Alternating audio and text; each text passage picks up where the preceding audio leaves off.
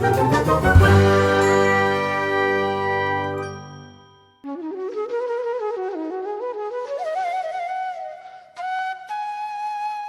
समय की बात है कि रानीपुर गांव के जंगल में बहुत से पशु पंछी खुशी के साथ अपना जीवन बिता रहे थे। उस जंगल में बहुत शांति थी और वे जंगल बहुत हरा भरा था। उसी जंगल में एक रंगीला चिड़ा भी रहता था। वे बहुत मेहनती और बुद्धिमान था। वो जंगल में लकड़ियां जमा करता और शहर जाके बेच देता। वे अपनी गरीबी की जिंदगी में भी बहुत खुश था और हमेशा दूसरों के काम आता। उसकी गरीबी की वजह से उस जंगल की कोई भी चिड़िया उससे शादी करने पे राजी नहीं हो रही थी। उसी पेड़ पे एक घोंसले में कालू कौवा भी रहता था। कालू कौवे का बाप एक बहुत बड़ा ताजिर था जो उसके लिए बहुत सा रुपया पैसा छोड़ गया था। कालू कौवे को अपने पिता के पैसों पे बहुत घमंड था। कालू कौवा बहुत आलसी था और मेहनत करने के बजाय अपने पिता के दिए पैसों पे अय्याशी करता था। उसकी पत्नी लक्ष्मी कवि भी बहुत घमंडी और चालाक थी। कालू कौवा और उसकी पत्नी लक्ष्मी हमेशा रंगीले का मजाक बनाते और उसे गरीबी का ताना देते। अरे रंगीले, बुरा मत मानो, तुम भी कोई ढंग का काम करो ताकि 4 पैसे कमा सको। ऐसी गरीबी में तुमसे शादी कौन करेगा, गरीब कहीं के। हा हा हा। अरे खाली जेब के चूड़े से कौन शादी करेगा, जाने तुम किस बेचारी का नसीब फोड़ोगे, कंगाल कहीं के। हा हा हा। रंगीला उनकी बातों को सुन के कोई जवाब न देता और उदास होकर बैठ जाता। लेकिन उसे खुद पे पूरा भरोसा था कि एक दिन वो जरूर कामयाब हो जाएगा। मैं हमेशा मेहनत करूँगा, मेहनत का फल जरूर मिलता है, एक दिन मैं कामयाब हो जाऊंगा। एक रोज रंगीला चिड़ा सारा दिन मेहनत करता रहा, लेकिन उसको ज्यादा लकड़ियां ना मिल सकी, जिसके कारण वो काफी उदास था। शहर में लकड़ियां बेचने के बाद वो सोचने लगा, अरे आज तो बहुत ही कम पैसे मिले हैं, बरसात का मौसम भी आने वाला है, मुझे तो अपना घर भी मुरम्मत करना है, ये सब कैसे हो सकेगा। चलो कोई बात नहीं, मैं ज्यादा मेहनत करूँगा। रंगीला चिड़ा निराश होने के बजाय हौसला पैदा करता है। जंगल के रास्ते में उसे एक बीमार और बूढ़ा चिड़ा दिखाई देता है जो भूख और प्यास से गिरह रहा होता है। रंगीला चिड़ा उसको देखकर परेशान हो जाता है और पूछता है, अरे अंकल अंकल, आपको क्या हुआ? बेटा मैं बहुत बीमार हूँ, मैंने 2 दिन से भोजन भी नहीं किया, मुझे बहुत प्यास भी लगी है, क्या तुम मेरी मदद करोगे? रंगीला चिड़ा दिल ही दिल में सोचता है, मेरे पास तो बस इतना ही भोजन है कि मैं खुद का पेट भर सकूं और पैसे भी थोड़े से हैं, लेकिन मैं इस बूढ़े चिड़े को ऐसे छोड़ के नहीं जा सकता। मैं तो जवान हूँ, लेकिन ये बेचारा बहुत बूढ़ा और कमजोर है। रंगीला चिड़ा उस बुजुर्ग चिड़े को पानी पिलाता है और भोजन खिलाता है। इसके बाद उसको दवा लाकर देता है। रंगीला चिड़ा रात भर उस बुजुर्ग चिड़े की बहुत सेवा करता है। सुबह तक वो काफी बेहतर हो जाता है। बुजुर्ग चिड़ा ये जान जाता है कि रंगीला चिड़ा बहुत ही गरीब है, लेकिन फिर भी उसने बुजुर्ग की सेवा की है और भोजन भी करवाया है। उस चिड़े को रंगीले की ये सादगी और दयालुपन बहुत अच्छा लगता है। वो जान जाता है कि रंगीला चिड़ा ही इस इनाम का असल हकदार है, जिसको वो कई समय से तलाश कर रहा था। असल में उस बुजुर्ग चिड़े के पास एक कीमती पत्थर होता है जिसकी कीमत कई लाख में होती है। वो बुजुर्ग चिड़ा रंगीले को अपने पास बुलाता है। बेटे, मुझे तुमसे एक बात करनी है। जी कहिए ना। बेटा, इस दुनिया में मेरा कोई नहीं है, मैं अकेला हूँ। मेरे पास एक कीमती मोती है जिसे मैंने बहुत समय से संभाल के रखा है। मैं जानता हूँ कि मैं अब मरने वाला हूँ। मैं चाहता हूँ ये मोती किसी ऐसे पंछी को दे के जाऊँ जो कि ईमानदार हो और लालची बिल्कुल ना हो। मैं ये पत्थर तुम्हें देना चाहता हूँ क्योंकि तुमने मेरी बहुत सेवा की है। रंगीला चिड़ा ये इनाम पाके खुश हो जाता है। उस कीमती मोती को बेच के वे बहुत अमीर हो जाता है। अब रानीपुर के जंगल में सबसे अमीर पंछी रंगीला चिड़ा बन जाता है। रंगीले ने अपने लिए बहुत शानदार घर बनवाया और बाकी पैसों से एक फलों का बाग खरीद लिया। कालू कौवे के पिता के दिए गए पैसे अब खत्म हो गए थे। अब वो बहुत परेशान था कि आखिर क्या करे।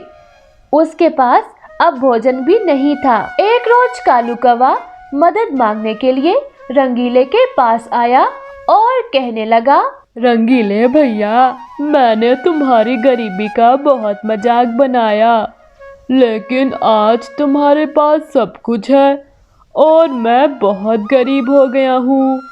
मुझे माफ कर दो ना। मैंने तुम्हारे मुश्किल समय में तुम्हारा साथ कभी नहीं दिया, लेकिन अब मुझे तुम्हारी मदद चाहिए। अरे कालू भैया, माफ़ी मांगने की कोई ज़रूरत नहीं। तुम्हें तुम्हारी गलती का एहसास हुआ, यही बहुत है। तुम कल से मेरे फलों के बाग में काम करने के लिए आ सकते हो। उसके बाद से कालू कौवे ने रंगीले के बाग में काम करना शुरू कर दिया।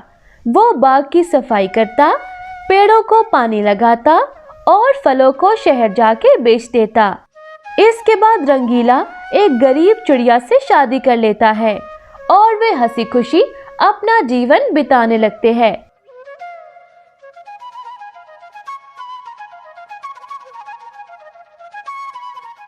एक दफा का जिक्र है कि एक कौवा सुबह सुबह खुराक की तलाश में इधर उधर उड़ रहा था।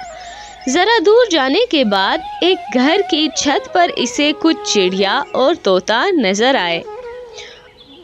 अरे, ये सब इधर छत पर बैठकर क्या कर रहे? मुझे लगता है ये कुछ खा रहे हैं। जरा नीचे जाके देखता हूँ। कौवा थोड़ा नीचे आता है तो इसे छत पर रोटी के टुकड़े पड़े नजर आते हैं। ओह, तो मेरा अंदाजा ठीक था। ये सब यहाँ रोटी खा रहे हैं। मैं भी जाता हूँ, मैं भी रोटी खाऊंगा। ये कहकर कौवा नीचे चला जाता है और आकर छत पर बैठ जाता है और रोटी के टुकड़े चोंच में जमा करना शुरू कर देता है। अरे, ये क्या कौवे भैया, आप ऐसा तो ना करो। क्यों मियाँ, मैंने ऐसा भी क्या कर दिया है? कौवे भैया, सब परिंदे यहाँ आराम से खा रहे हैं, आप भी खाओ। सारी रोटी चोंच में क्यों जमा कर रहे हो? मैं ये रोटी अपने घोंसले में ले जाकर खाऊंगा। अरे कौवे भैया, तोते मियाँ ठीक कह रहे हैं। आप सब रोटी ले जाओगे तो बाकी परिंदे क्या खाएंगे? मैंने सबका ठेका नहीं लिया हुआ, ये सब भी खाए। मैंने किसी को रोका हुआ तो नहीं है। ये कहकर कौवा अपनी चोंच में बहुत सारी रोटी जमा करके वहां से उड़ जाता है। ये कितना मगरूर कौवा है, इसको किसी की भी फिक्र नहीं है। अच्छा खैर, अब तो चला गया। अरे चिड़िया बहन, मुझे तो डर है कि ये कल फिर ना आ जाए। ये कहकर तोता और चिड़िया भी वहां से चले जाते हैं। अगली सुबह फिर कौवा जब नींद से उठता है, अरे देर तो नहीं हो गई, मुझे तो रोटी लेने जाना था। ऐसा ना हो बाकी परिंदे सब खा जाए। ये कहकर कौवा जल्दी जल्दी अपने घोंसले से निकलता है और इसी घर की तरफ रुख करता है। कौवा जब वहां पहुंचता है तो इस वक्त घर की मालकिन रोटी डाल रही होती है।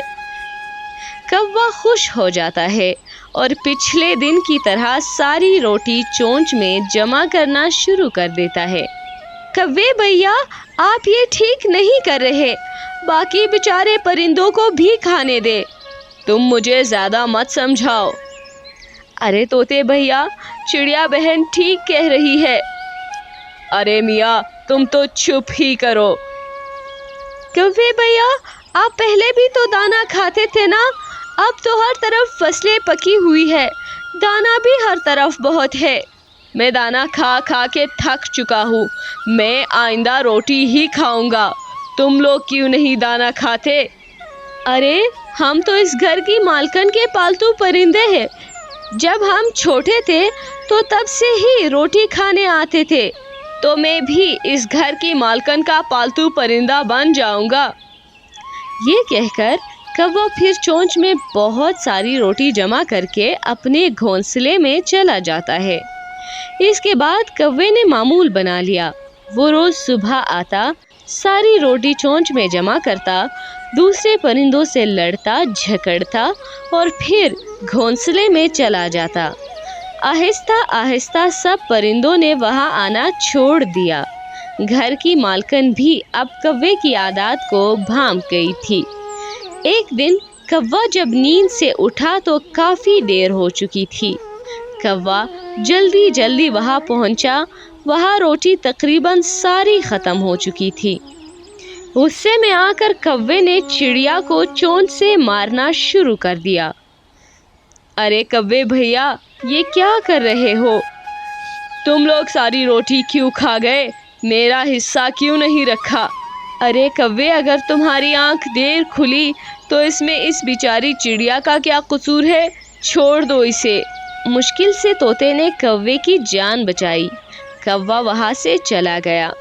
तोता जख्मी चिड़िया को वहां से ले जाता है। वो चिड़िया के बारे में काफी फिक्रमंद होता है।